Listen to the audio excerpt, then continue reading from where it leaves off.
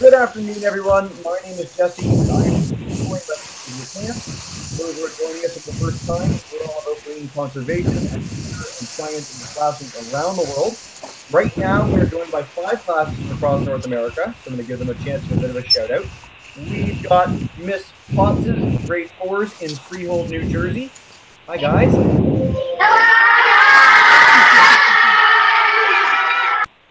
We've got Miss James's audio difficult grade fives in Kalispell, Montana. Hi, guys. These like little mice. Love it.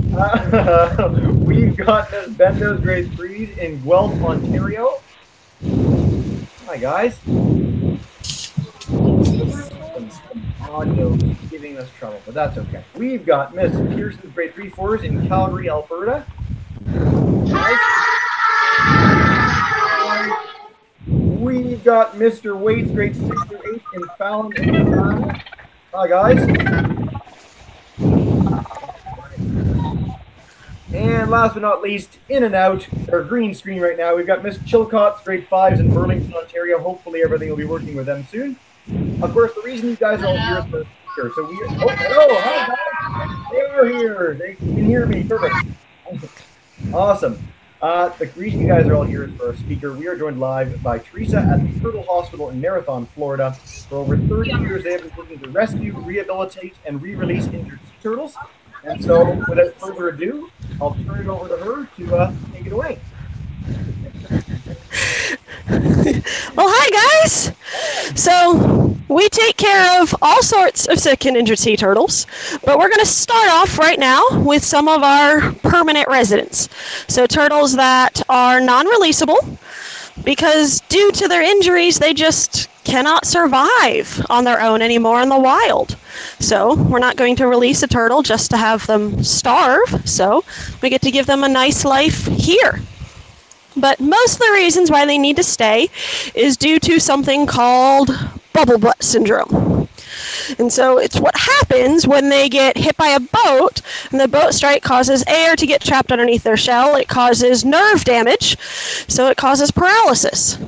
And so that's why these turtles tend to float, because it causes floating, and floating in the wild is not normal. So they get to stay here, but to help them out, we attach lead weight to the outside of their shell.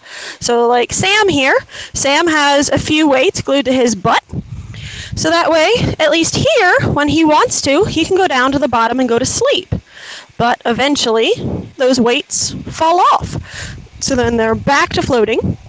And once you release the sea turtle, they're not ever coming back. So we can't just release them and hope that they'll come back when their weights fall off, so they just get to hang out here. But it's called bubble butt syndrome after this guy. This is the original bubble butt.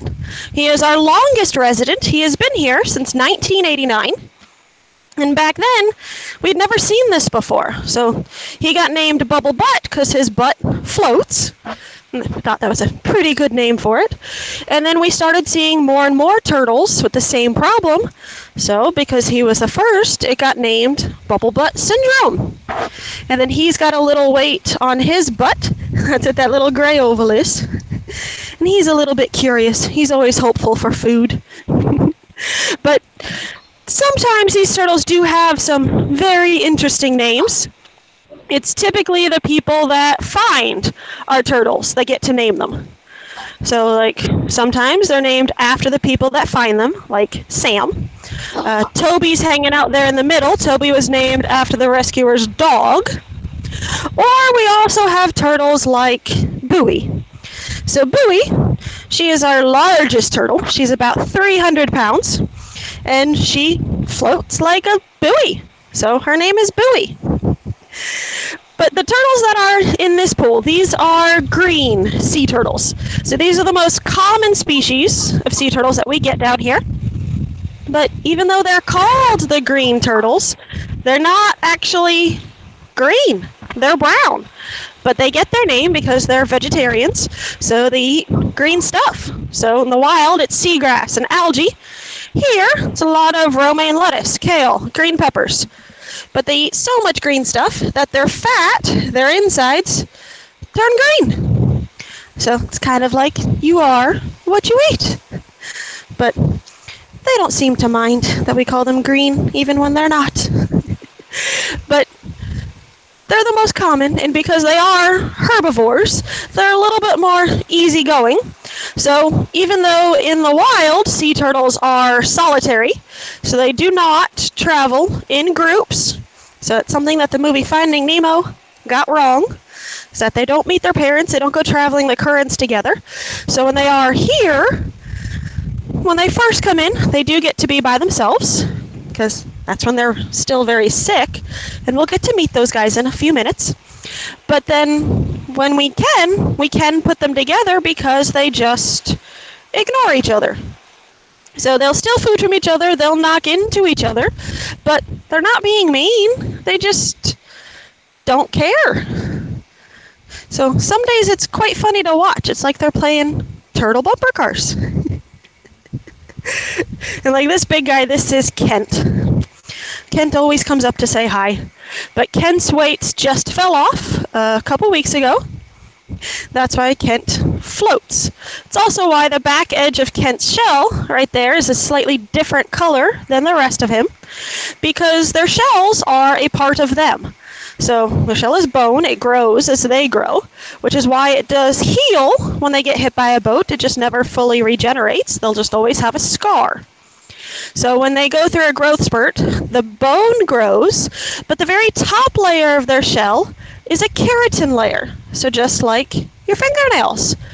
So when they grow, the bone grows, that keratin sheds, it falls off, which is why the weights falls off. Because it's not that the glue of the weight fails, it's that very top layer of their shell comes off. But it makes their shells very unique. So you won't ever find two turtles that look exactly the same. They're each going to be different. But you can't use the patterns on their shell like a fingerprint. You can't use it for identification, because as these turtles grow up, as they get larger, that pattern, it's going to warp. It's going to change. They'll still be pretty. It's just a different kind of pretty. And so when they do get released, everybody will get tagged. So we get little flipper tags, so a little metal tag attached to the backside of each front flipper, and then a pit tag, so a little microchip inserted into the back of their neck, shoulder area, just like microchipping your dog. So that way if they ever do happen to pop up anywhere else, we know who they are. But we don't get too many repeats. In the 32 years that we've been here, we've released over 1,600 turtles. And in that time, we've only ever gotten 3 come back. One of them is actually Bowie. So she popped up originally back in 1994. And so she was here between 1994 to 1997. She was part of one of the research studies that we were participating in. And so she got released in 1997. She only weighed 35 pounds. And then she popped up again last summer, so summer 2017, at 320 pounds. So in pretty much 20 years, she had gained 270 pounds, which is pretty amazing. But luckily, we don't get too many repeats. But every year, we typically get about 100 turtles, which the rest of our turtles are actually in the back of our property. So we're going to take a little walk to the back. But we're kind of unique as turtle hospitals go, primarily because we weren't originally built as a turtle hospital. So most of our buildings are an old hotel property, which now it's no longer a functioning hotel. Now it's where our rehab staff lives. Because just like a real hospital, somebody is on call 24 hours a day, 7 days a week. So no matter when we get a turtle call, somebody's always here to respond. And just like a real hospital, or a human hospital, because we do have ambulances. Looks a little bit different than a human ambulance, but it's how we transport our turtles. Especially for our larger turtles, makes it a lot easier, because it's not easy to kind of take care and transport a 300-pound turtle. But but it gives us a nice little view back here on the water. It's one of the perks of living on an island, is that we are surrounded by ocean, and it's why the turtles like it so much.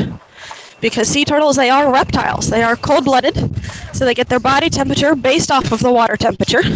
So when the water gets cold, they go cold. And they don't seem to like that too much. But being south end of Florida, we have lots and lots of ocean. It stays pretty warm down here all year round. So turtles are down here all year round. So whereas some other facilities might have different times of year, depending on when they can rescue turtles and release turtles, for us, it doesn't really matter. So like today, it's middle of October, and for most places it's starting to cool down a little bit, and it's still 90 degrees.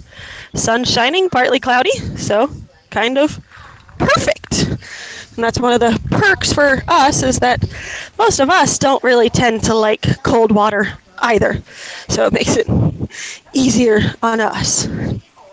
But our patients are back here. So when they're sick, they have to be by themselves. Just like for you. When you get sick, you stay home from work, you stay home from school so you don't get everybody else sick. Well, this is a sea turtle version. So when they first come in, they have their own individual tanks. So sometimes we can adjust the water level of the tanks depending on the condition of the turtle. So like this guy, this is Russell. It's a juvenile green sea turtle, and he is very gassy. So he's floating. He's got lots and lots of intestinal gas. We're not really sure where it came from, but we're giving him the medications to help him get rid of all of it. So we just kind of have to wait until the meds work and they kind of kick in and he stops floating. Because other than that, he's pretty much healthy. But we got to wait till he stops floating because we can't release a floating turtle. But he was found by one of the boat captains down here in Key West. The captain's name was Captain Russell. So it makes it kind of fun. But then just a couple weeks later, Captain Russell found another turtle. So this one is named Appledore, because instead of naming it after himself again, he named this one after the boat. Boat's name was the Appledore Star. But Appledore is another juvenile green sea turtle. But he came in because he had tumors, which the tumors are something that the green sea turtles get. It's a virus caused by water pollution. But he's tumor-free. He's doing very, very well. But he likes to hang out right there where the water comes in because it feels good. It's like the jet of a hot tub. Because they can feel things on their shells. That's why we try to give these turtles toys.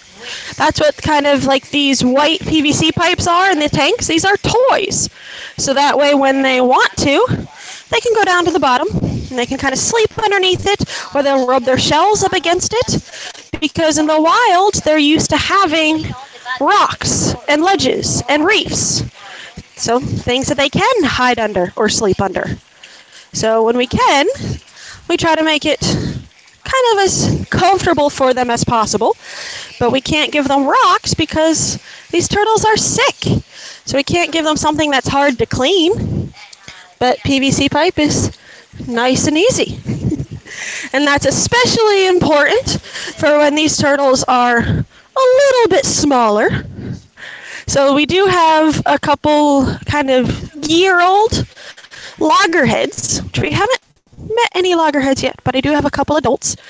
But these guys, so like this guy here, this is Poseidon. We've got two of them. We've got Neptune and Poseidon. But he's what we call our Head Start program. So we got him last summer as a hatchling, because we get the babies when they don't quite make it to the ocean by themselves. So they come to us, give them a chance to get a little bit stronger. But we're going to keep for pretty much the next year, give him a chance to get a little bit bigger, about 20, 25 pounds.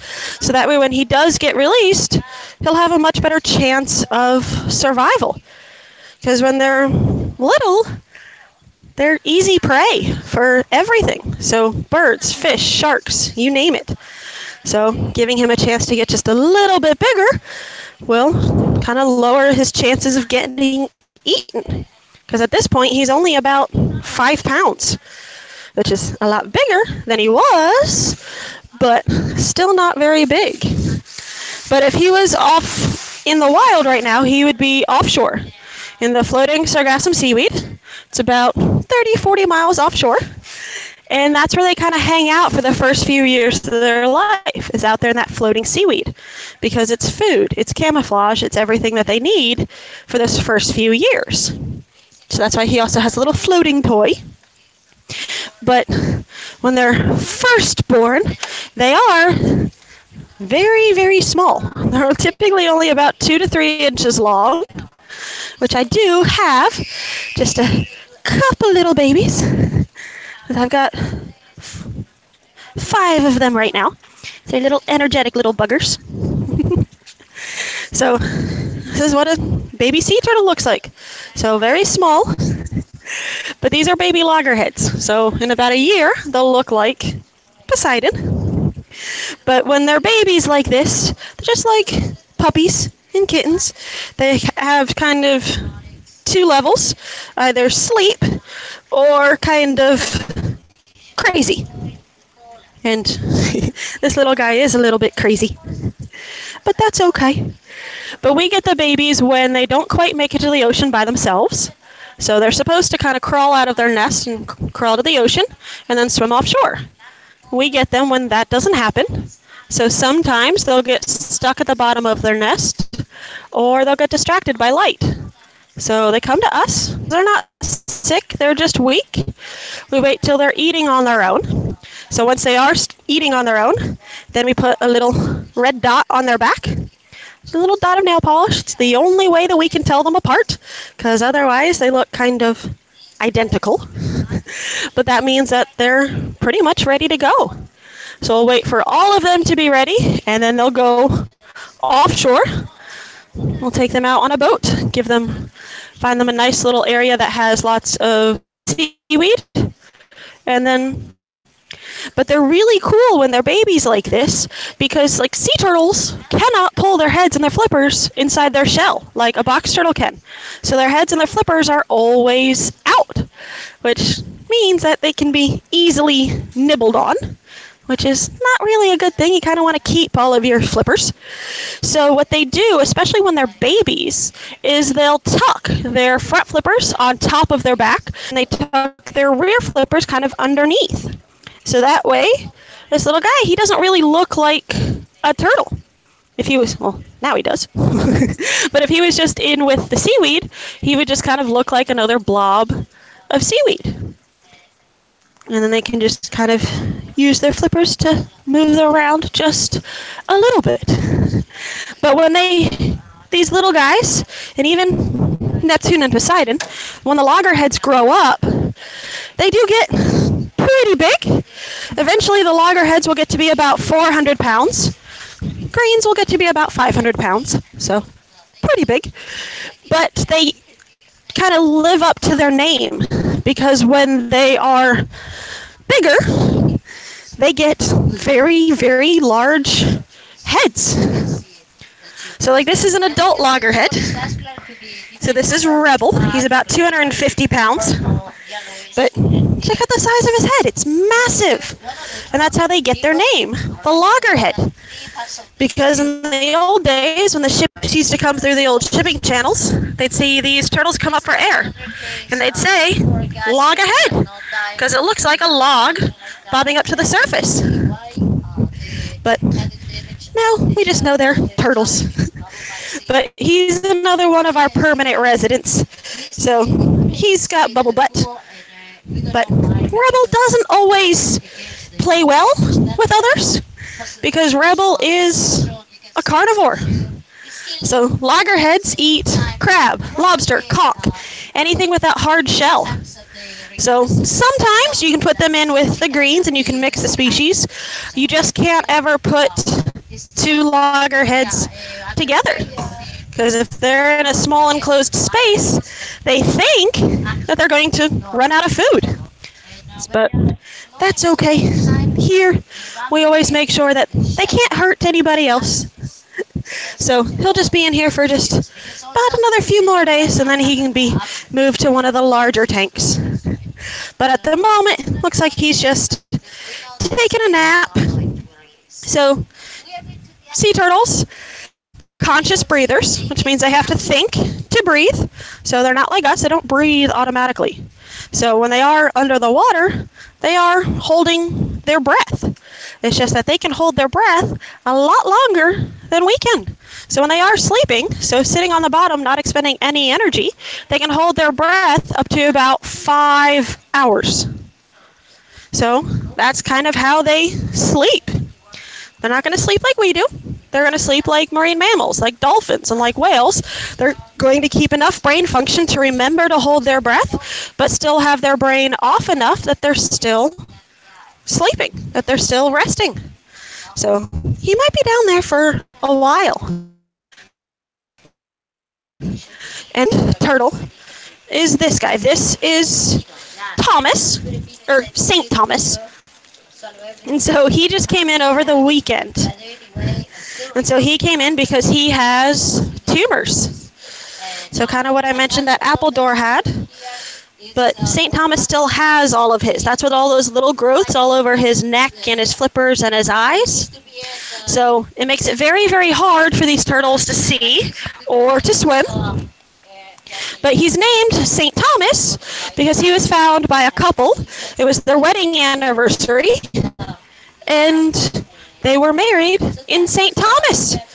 So, kind of a nice anniversary. But he doesn't care what his name is. They're not like dogs. They don't respond to their names, which is kind of a good thing because sometimes the turtles' names get kind of strange.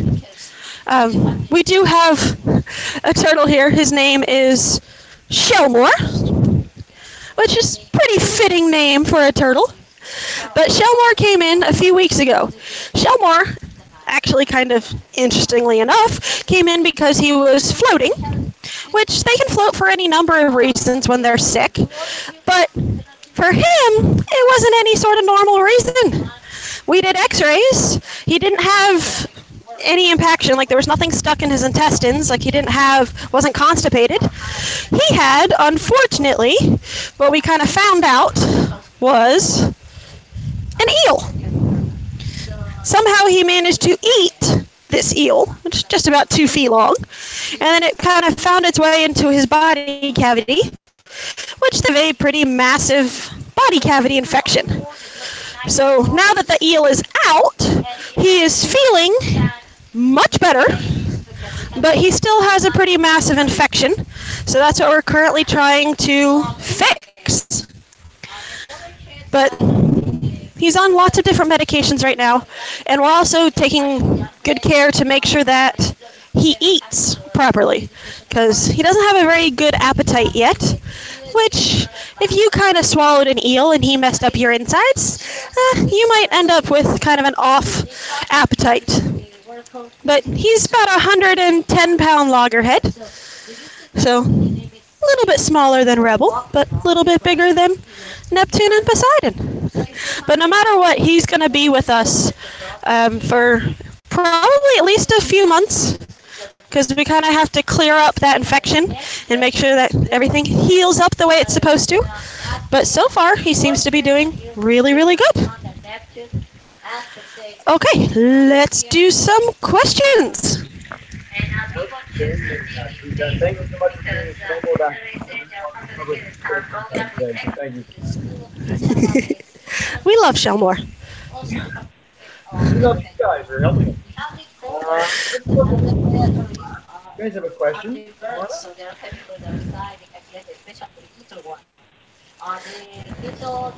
you guys are good, but every year we just love stuff. At least a year and 4 months. Yeah, and so eventually there will be released I'll come back to you guys. So, Miss Class, know that you guys have to type in questions on your top left of your screen. You can do that. We'll go to Bendo's class then. If you guys have a question about turtles, come on. These guys survive if they want. But when we have the B1, we invited people and we do family release and we Bendo's class? release them in the same place they found it. I don't know. Maybe I've disappeared or something. And We'll come back to you guys. We'll go to Miss Class. I'm Miss Pearson's class. they can do 4 or 6 times per season.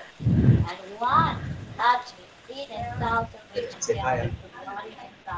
Hi, Miss Pearson's class. Are you guys good or everything good?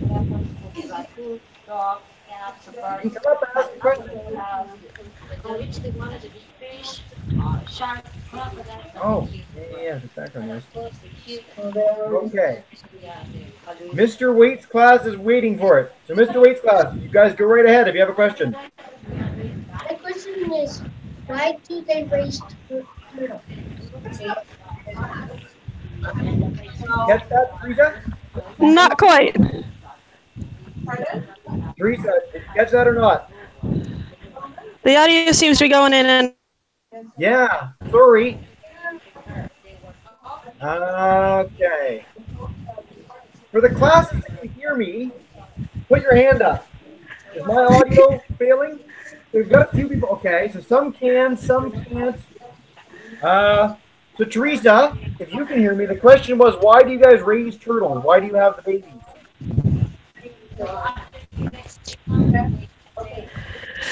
well, the babies come in because they get exhausted. Because they're supposed to kind of crawl out of their nest. Because their nests are on the beach about 1 foot to 1.5 foot deep underneath the sand. And then they crawl out of their nest, they crawl to the ocean, and then they swim offshore. When that doesn't happen, so sometimes they'll get stuck at the bottom of their nest, or they'll get kind of distracted by light and they walk towards land instead of towards the water. When that happens, they're not sick, they just get very weak and tired. So if you just kind of let them grow right away, they're going to be very tired. They're going to slow down. Something might eat them. So they come to us. We keep them for just about a month or so till they're eating on their own, have built their energy back up. Then they get to be released. But for Neptune and Poseidon, so the 2 that are about a year old, we're giving them a chance to just get a little bit bigger. So it kind of increases their chances of survival. We can't do that for everybody, but for 1 or 2 every year, every little bit helps. Awesome. All right, we had a 6th class join us while we were continuing on there. So if Stavely Elementary can hear me, we can't see your video, but if you guys want to ask a question, if you demute your mic, you're welcome to try. I'm sorry if there's audio difficulties. I know there's a little bit of feedback happening, but we're going to make it work. Someone, okay. So we'll go back to Ms. Potts' class and see if you guys have a question. Ms. Potts' class? We're coming. Yep, okay, good. Tommy? How do you move the sea turtles that are hundreds of pounds? Good question. Teresa, you're muted. This is the audio difficulty hangup. Teresa, you're muted somehow. There you go. How do you move the heavy turtles? I don't know how, because I didn't touch it. I don't know either. So yeah, moving some of these turtles is a little bit difficult, because when they're smaller, so like St. Thomas is only 30 pounds. So like one person reaches in, kind of grabs him, and it's nice and easy. When you have some of our larger turtles, so like even like this guy, this is Jerry. Jerry's 180 pounds. So not quite as simple. So it takes a lot of people, and then we use golf carts to move them from the back here where all of our tanks are up front to where our hospital is.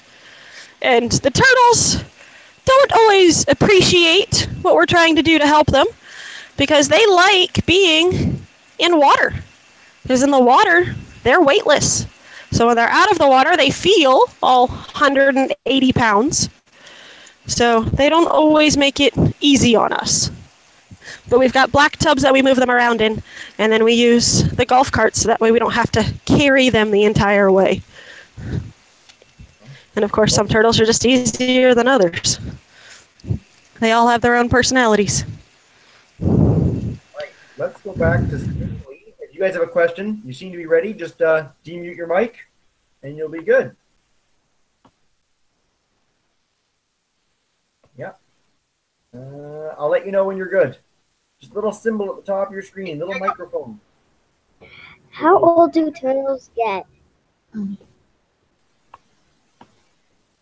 Yeah. Teresa, I have no idea why it's muting you, because I'm not clicking it. Sorry. I don't know. There we go. You're good. How old do turtles get? Well, their average lifespan's about 70 to 100 years. So a pretty long time. And the only way to really guesstimate their age is based off of their size, because sea turtles will never stop growing. So the older the turtle, the larger they are. So turtles like Rebel, who's 250 pounds, is probably at least 40 to 50 years old. Whereas Shellmore is only about 110 pounds, so he may be like 10 to 12 years old. He's definitely a lot smaller, so he's a lot younger. All right, so Miss James is talking. You guys need to take any questions and then stop on the board, so please do. Miss Bendo's class, if you guys have a question, go for it. Yeah, they didn't. I don't. Yeah, I don't think that. How do they know if they weren't there? Maybe they just threw them. Kai, what's your question? Are turtles a predator? Are turtles a predator, Teresa? And you're muted again. So just Of course I am. yeah, Well, every time. kind of. So yeah, sea turtles can be considered a predator to, especially loggerheads, to like crab and lobster and conch, things like that, because they are carnivores, so they do eat meat. And if you were a crab or a lobster, you would think that big turtle coming over to eat you would definitely qualify as a predator. Whereas the green sea turtles, they eat plants. So herbivores aren't typically in the predator or prey. But they are always typically prey, because even turtles like, yes, Jerry is 180 pounds, but if you got a large enough shark, he could still possibly be eaten. It's unlikely the larger they get, but it's always a possibility. But when they are a lot younger, that's when they have a pretty good chance of being eaten.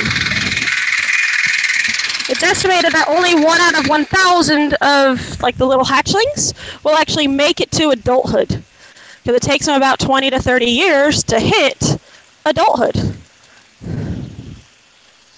All right, let's go to Miss Pearson's class. You guys have a question?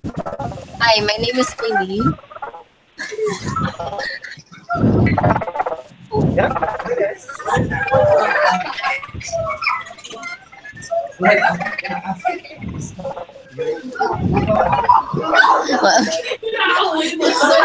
inspired? So Miss Pearson's class, if you guys want to go right ahead. Yep. Okay. I don't know what's wrong with my audio, guys. Question from Miss James's class is, how do you get the money to take care of the animals, Lisa? Well, we are a nonprofit. We're a 501c3 nonprofit. So we are kind of run pretty much on donations, but we are open to the public. So, like, you pay to come in and see the turtles, and we have a gift shop. So it's pretty much everything that is spent here on site. So we do admissions, adoptions, memberships, donations, and gift shop sales.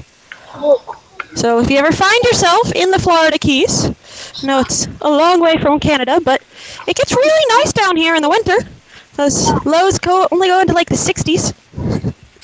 Doesn't snow down here. So you can come down and come visit the turtles. Question from Mr. Waitley's class. If you guys want to spin questions. That's actually going better. It's been really difficult to figure things out. What inspired you guys to build a turtle hospital down there?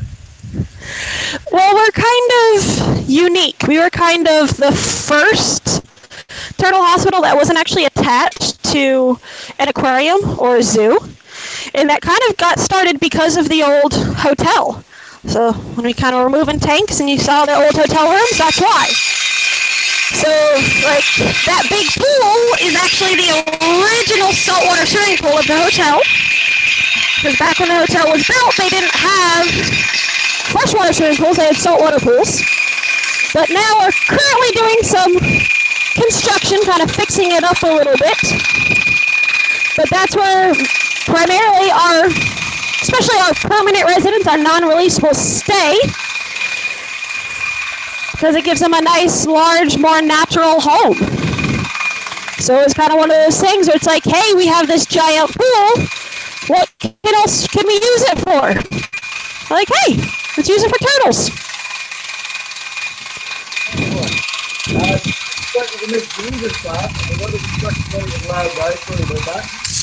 They've heard that seals swim near the bottom to avoid surprise shark attacks from underneath. Do turtles ever do this? Well, sea turtles are a little bit different. Just because they have a hard top shell, they have a hard bottom shell. So they are slightly more protected than a seal. Plus, seals can swim faster than turtles can. Like, yes, sea turtles can do bursts of speed up to about 30 miles an hour, but seals can go faster. But they primarily use that shell as protection. So what they'll do is they'll twist and they'll turn when they're getting attacked by that shark. So that way they'll keep their back or their belly to the shark. So that way it's a lot harder for the shark to bite them. So think about trying to pinch your hand. You can pinch the side of your hand very easily, but if you try to pinch like the palm of your hand, it's a lot more difficult. So like even on turtles that are only 30 pounds, like St. Thomas, like yes, he's not very thick, he's not very wide, so that might be easy to bite into, but try to bite the entire width of his shell, it's going to be a lot harder. So a lot of the times these turtles come in and you can tell that they've been attacked by a shark because they'll have scratches all over their back and their belly. All right. Two quick more questions and then we'll wrap it up there. So what temperatures are dangerous to turtles? Is there water that they're typically in? Is there anything that they can't go to? Too cold, too hot? I'm sorry, can you say that one again? Oh, it was what temperatures are dangerous to turtles? Are there any temperatures? Well, they do prefer warm waters. They can handle water temperatures up into like the high 80 degrees. They might be able to handle like low 90s, but if it gets much warmer than that, then it gets too warm. But they do prefer temperatures within like the mid 70s, mid 80s. Once the temperatures get down like below 60 degrees, that's when the turtles get what we call cold stunned. It's pretty much like us and hypothermia. Their bodies just start to shut down. And so that's why they like Florida so much, because even though, especially down here, like the air temperature might get down a little bit colder, the water temperature typically doesn't. And that's why you'll find more sea turtles in kind of tropical and subtropical waters rather than the Arctic. And last but not least, what's the largest turtle you've ever had at the hospital? The largest turtle we've ever had was about 375 pounds. She was a very large green sea turtle. So to kind of give you an example, like Rebel, who's still sleeping, but he changed direction. He's only 250 pounds. Like Jerry is only 180 pounds. But her name was Farley. She was named after the actor Chris Farley from the movie Tommy Boy, because when they were trying to get her on the boat, she looked like a fat guy in a little coat. So they named her Farley, but she was about 375 pounds. Came in about 6 years ago. She was found entangled in a crab trap. So we had to kind of fix her up. She was here for just a few months, and then she was able to be released. And then last but not least, your classes, Teresa, where can people go to learn more about you guys? You guys have a website, any social media that people can turn to? Yep, so we do have a website. Our website is turtlehospital.org. It's very difficult, that one. So yeah, you can go online. We do keep updates for all of our patients, and especially for like Shellmore. If you want to read more about his whole eel adventure, we've got a story all about that on there. And then we also have a Facebook page. So it's just Turtle Hospital Marathon, where you can get to it from our website. Outstanding. Well, thank you so much, Teresa.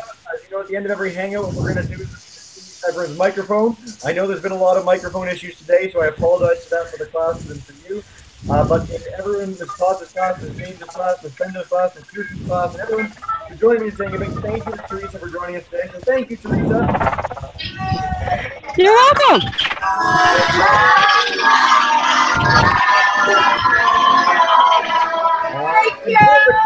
Next time it'll go more smoothly.